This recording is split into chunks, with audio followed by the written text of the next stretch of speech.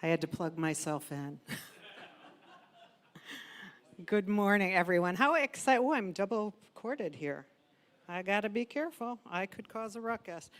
So I'm so excited to be here. You know, I was thinking this morning, first of all, I want to thank everyone who helped on Friday to get everything here. If you helped on Friday, could you just stand up so people could understand what a village this move?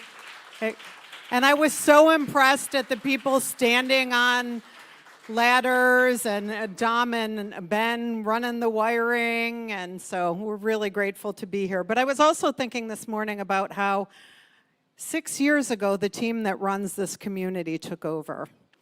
And when we took over, there were about 10 of us, I think, at that time, people who said, okay, we're going to keep Cityside going.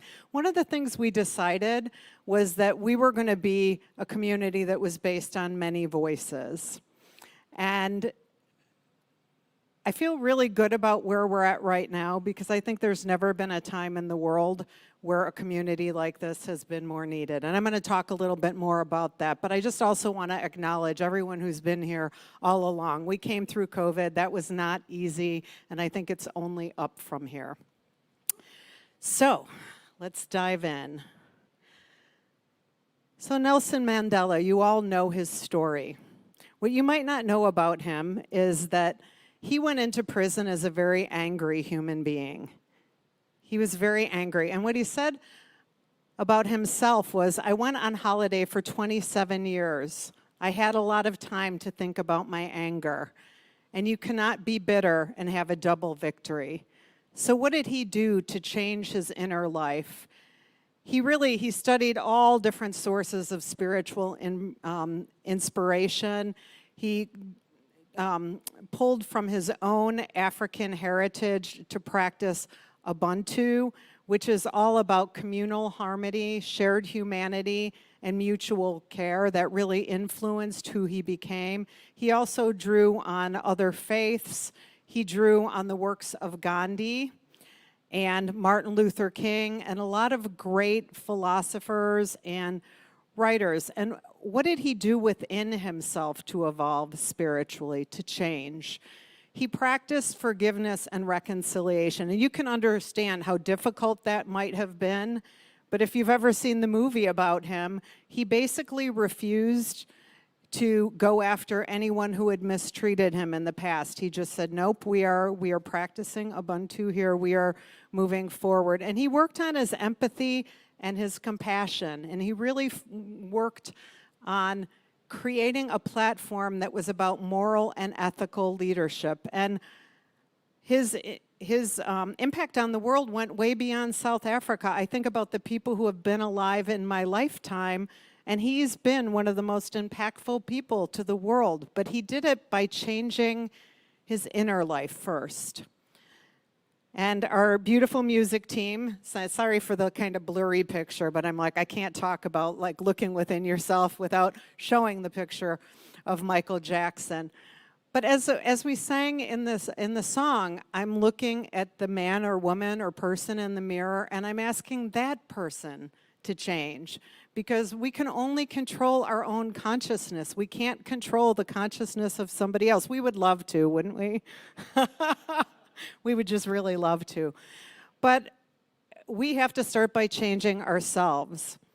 And I think, we can only impact ourselves, but that doesn't mean that we don't impact the people around us when we're being different, right? When we are practicing oneness, when we're coming from a place of love and compassion, that does impact the people around us. And I believe it makes a difference, but we have to do our own work first. And that's really the invitation today, is for you to consider where you feel called to make a change in your life. And that could be just something very personal. Maybe you're feeling deeply affected by what's going on around us. I think it's affecting a lot of people. Or it could be that you are getting, kind of the spark, like, hey, I should be doing something about this. But I just invite you to really look within yourself and to begin to listen. Like, what is your spirit saying to you? How is your spirit calling to you? And we're working with this wonderful book, The Lightworker's Manifesto, How to Work for Change Without Losing Your Joy by Karen Walrond. And I have to say, I've been listening to this book, and she tells a lot of stories in the book about how people were inspired to get into change, to make changes in the world. And it runs the gamut. But they're beautiful stories, and one of them that really struck me in particular was a story about her friend Asha Dornfest. And Asha is an activist, but she approaches her activism with kindness. And what Asha explained to Karen is that, like, we can think about things as a tug of war, but what happens when we're in a tug of war? Then someone falls down. It's very win, lose, right, wrong. And we're not going to be able to work together for any kind of change if we're in a tug of war. And I love that visual because it's really easy right now to get into that consciousness, isn't it? It's very easy right now. And I'm concerned about what's happening. I don't usually talk about politics because I do try to respect everyone having their own point of view. And I don't even really want to focus on what's going on in the presidential election right now. I want to talk about a couple things that have happened in the last few weeks. One is the Supreme Court taking liberties that don't belong to it. But the other one is this idea in Louisiana that the 10 Commandments must be posted in the classroom and that the Bible must be taught. That concerns me, because we believe in a world that works for everyone, and that means there are points of view that are not being respected. It could lead to discrimination. I was talking to one of my clients this week who's Jewish, and I said, I have to ask you, what do you think about that? And he said, my father is a 102-year-old Holocaust survivor, and when my father saw that, he said, this worries me. So I also think that just re-emphasizes why a safe space like Cityside is needed. I think people are trying to sort through these changes they see, and we do believe in a world that works for everyone. We believe that that every point of view is welcome. It doesn't matter whatever label someone would put on you. It doesn't matter, right? And I think that this is the perfect time for us to consider as a community, what do we want to do? How do we want to show up for people? But we have to start with ourselves.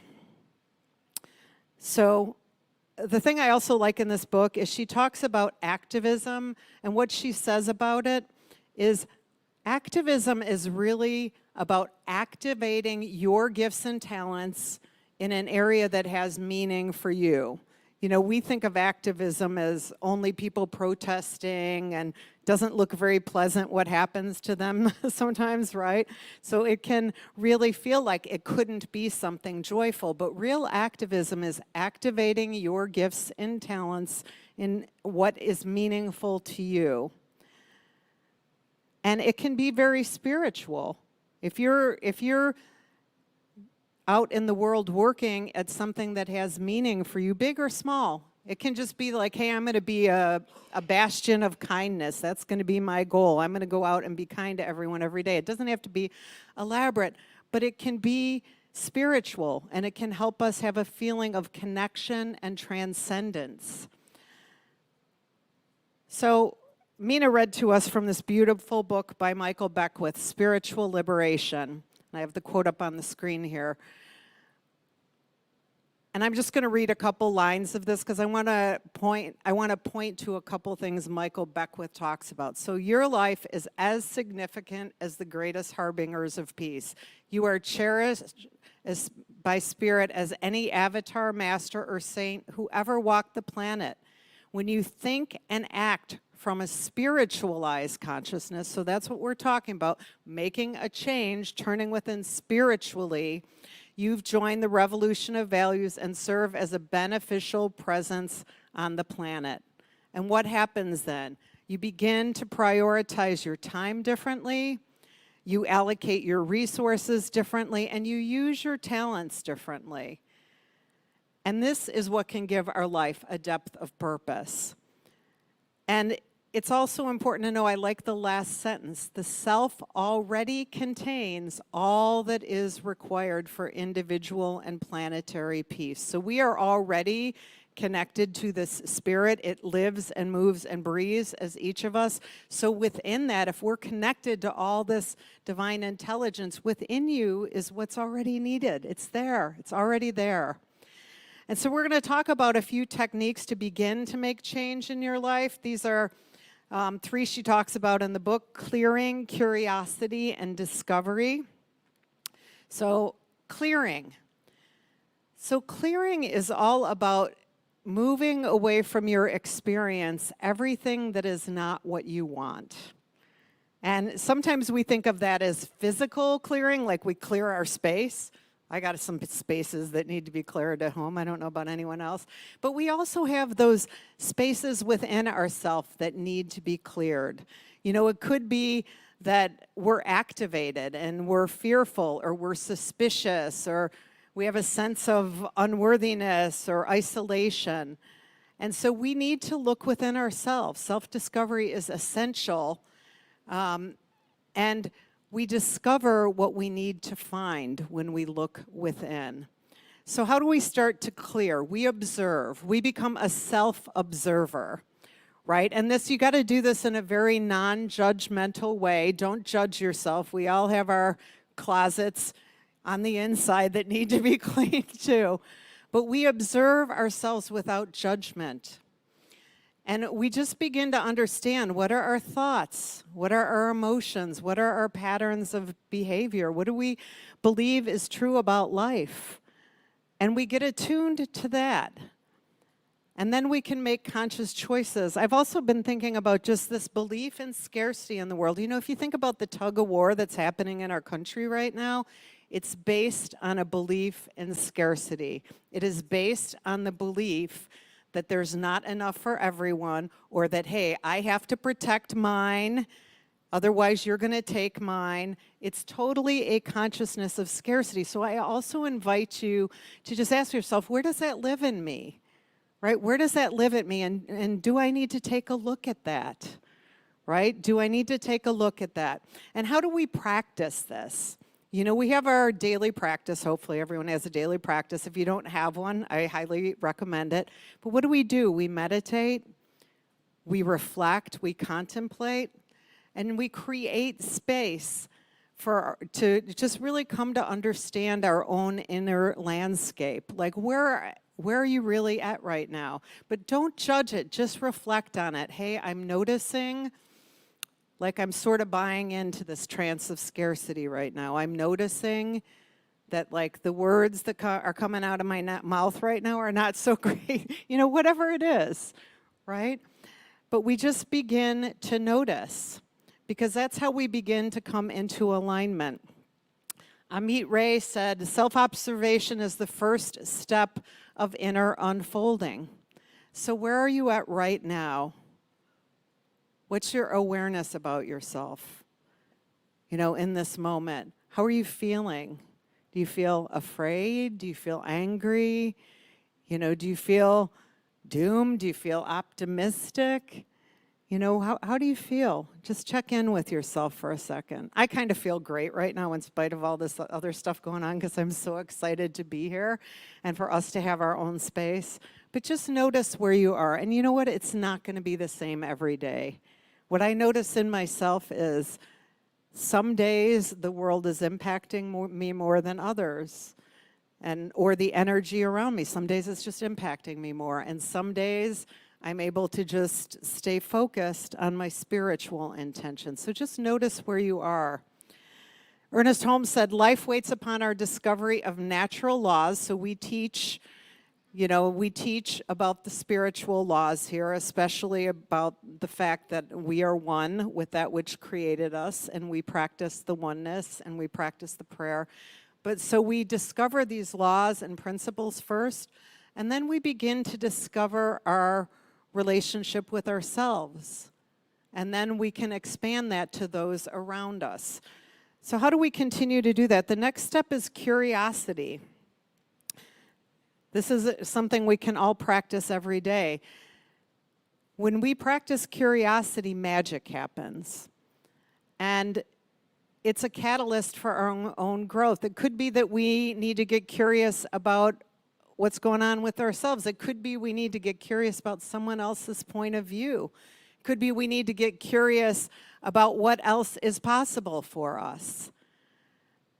And curiosity encourages us to question, to explore, and to find meaning. And we can also get support in our curiosity. I know my practitioner is one of the most important people in my life because she helps me to be curious. And sometimes just even hearing myself talk to her, I'm like, ooh, I can like self-practition. I'm like, ooh, I can't believe I just said that. But we need to get curious. So you can also get support in this, but just get curious. And how can you start to cultivate curiosity in your daily life? You could also just say, hey, you know what? I'm going to go out and try some new things. Kind of like The Artist's Date and The Artist's Way, if you've ever read that. I'm just going to go out. I'm going to experience some new things. I'm going to put myself in situations I've never been in before. I'm going to go talk to someone who's completely different than I am because I want to learn their point of view. So curiosity. The last thing is discovery. So this is really just taking what we've already been doing and going a step deeper. Going a step deeper. It might be taking some classes. It might be, just really allowing ourselves to unveil what we're passionate about, what our strengths are, and how we might bring those forward. It might involve just trying some things like, wow, I feel called to go serve in the world. And I'm just going to try a couple things because I'm really not sure what that is, but I'm going to just try it and I'm going to see what it feels like, and I'm going to let the Spirit flow through me. And I think a good thing with discovery, too, is also to ask yourself, really, what is seeking to unfold through me?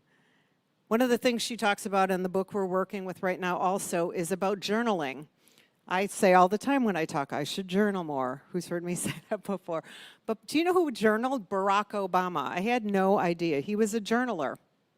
And, if you think back to like people who have been leaders over time, a lot of them journaled. It's a way to get clear, right? It's a way to discover the inner landscape. Donna does this thing on Sunday nights, wave at everyone, Donna, online called Chat God. It's like channeling what Spirit wants to say to you. That's also a great way to do some discovery. What is going on with you? And just begin to notice what gives you energy and what takes your energy. And move toward what gives you energy, right? Life is too short to have your energy feel sapped, right? Begin to move toward what gives you energy. So these are the tools that we begin with to make the change. And I'm not going to repeat them again. These are the tools. I want to talk a little bit for a few moments about our broader community, Centers for Spiritual Living. And you may or may not be aware that CSL, Centers for Spiritual Living, wrote this global heart vision probably around 2000. And this vision is a beautiful vision. You probably can't read it. You're too far away. But basically, the bottom line on this is we believe in a world that works for everyone. And this global heart vision really outlines that. And it really can inform a way of being in the world, which is why we're here together in community.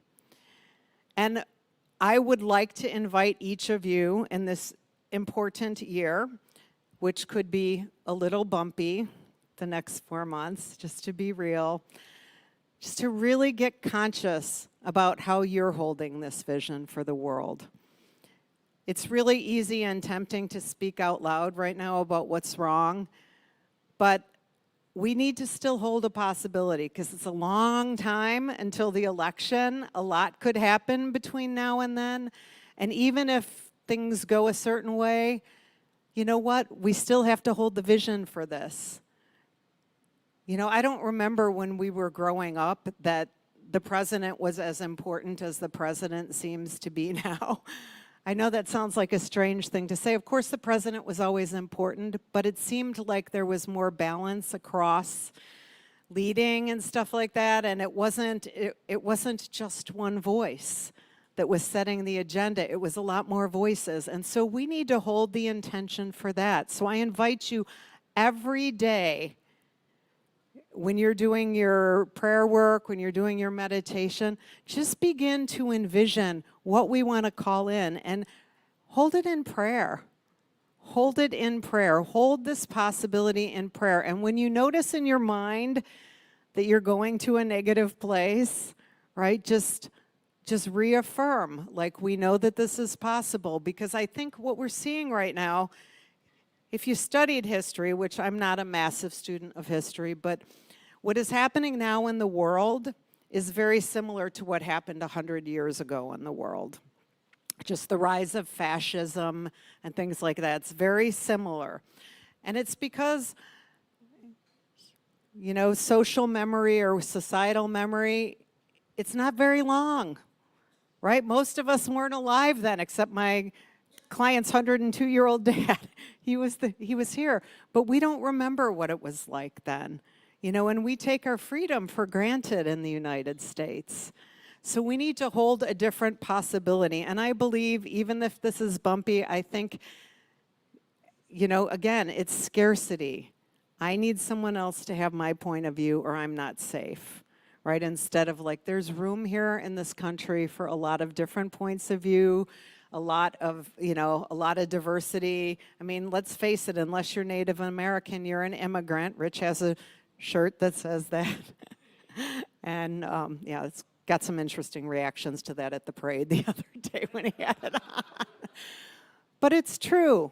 We're all guests in this country, right? And we're co-creating it, right? And so I just invite us as a community to hold that vision, the global vision of a world that works for everyone. And I think our intention now with being in this new space is that we'll be able to offer more things during the week, and really to be of service to people who something conventional does not appeal to them, or maybe people who have had, like, things in their background from their religious upbringing that they need to heal, but more casual types of conversational things or meditative things. We don't know what'll unfold, but that's how we want to be part of it. And so we, as a community, I'm just really grateful right now, and we really look forward to having everyone be a part of that. And let's pray. Greg, are you going to come give me some little tunes in the background? So I just invite everyone to turn within now. Let's all take a breath together, just breathing in, breathing out, just releasing. Breathing in and breathing out. And I just know in this moment that we are surrounded by the presence and power of Spirit. Whatever your word is for that, you're surrounded in it, and so am I, and so are we all. And this is the presence of love and goodness and connection and community and possibility. Goodness, divine goodness and grace. And I know that I am one with this love, this grace, this goodness, just as I know this for each person hearing my words, for our country, for the world, that we are all one with this presence and power of Spirit. And so from this place of oneness, I just speak a word of blessing on all of us, just knowing that Spirit is igniting in each of us that which is ours to do, that which we are to become aware of through our inner journey. I know that Spirit is waking us up to our greater yet to be. And I know that as each of us expresses our talents and gifts and expresses our joy and our meaning, I know that the world is lifted up, and I know that we are lifted up. And I just bless Cityside in its greater yet to be, knowing that it's going to be good. And I'm so grateful for all of this. And with so much gratitude, I simply say, and so it is. Amen.